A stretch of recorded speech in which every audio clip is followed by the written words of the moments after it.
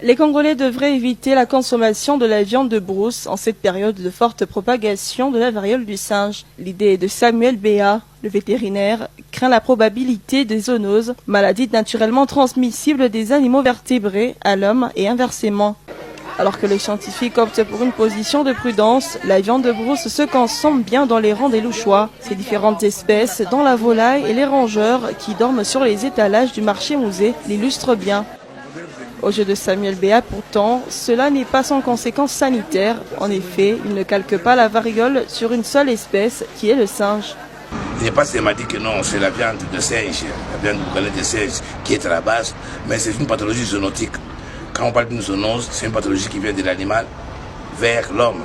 Et le singe peut aussi avoir contaminé les autres animaux. Le scientifique préfère donc insister sur les possibilités zoonotiques. Il n'y a pas que cette viande boucanée, la viande de singe. Il y a aussi nos volailles et autres.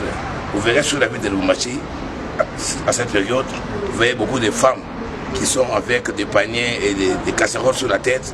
Ils disent que nous vendons des poulets boucanés ou bien des pintades boucanées, tout ça.